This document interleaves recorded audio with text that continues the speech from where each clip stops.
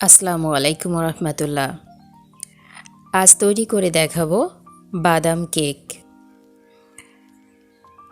আপনারা দেখছেন আমাদের রান্নাঘর।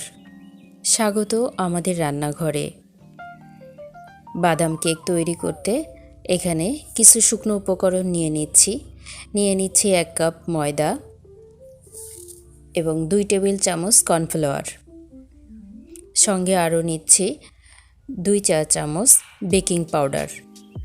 শুকনো উপকরণ এতটুকুই। এরপর লাগছে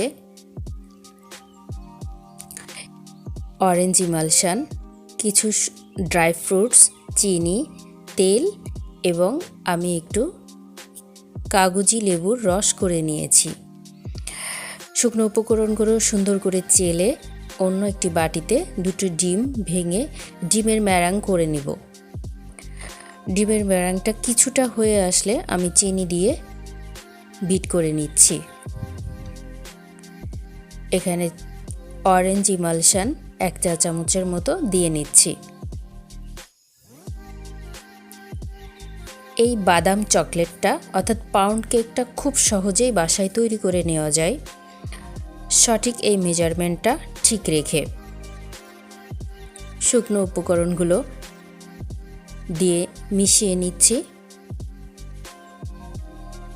পাউন্ড কেকের বেলায় খুব বেশি নিয়মকানুনের দরকার নাই, খুব সহজেই এটা মেশানো যাবে।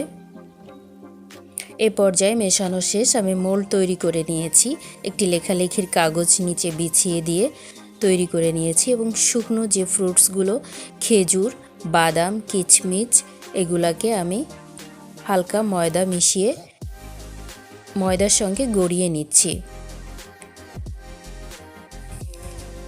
সামান্য ব্যাটার দিয়ে আমি শুকনো ফ্রুটসগুলো মাঝে দিয়ে নিচ্ছি, উপর থেকে বাদাম কুচিগুলো ছড়িয়ে নিচ্ছি। আমি এটা মাইক্রোওয়েভে করে নেব। মাইক্রোওয়েভ ওভেনটা আগে থেকেই প্রিহিট দিয়ে নিয়েছি। এই তো বসিয়ে দিলাম। খুব অল্প সময়ে আমার কেকটা তৈরি হয়ে যাবে। মাত্র 8 মিনিট অপেক্ষা করব।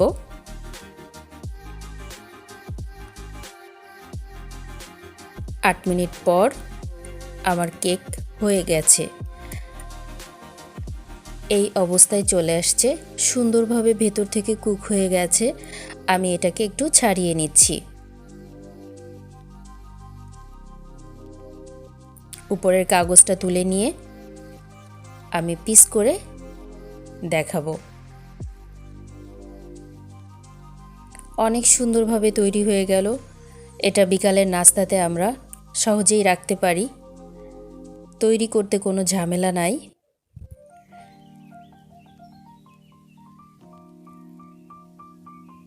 এই তো আমার কেকটা এই পর্যায়ে দেখেই বোঝা যাচ্ছে হয়ে গেছে। আশা করি পুরো রেসিপিটা আপনাদের ভালো লাগবে দেখে এবং সহজেই তৈরি করে নিতে পারবেন ঘরে। এই সম্পূর্ণ রেসিপিতে কোনো প্রশ্ন থাকলে কমেন্টসের মাধ্যমে জানাতে পারেন। আল্লাহ হাফেজ।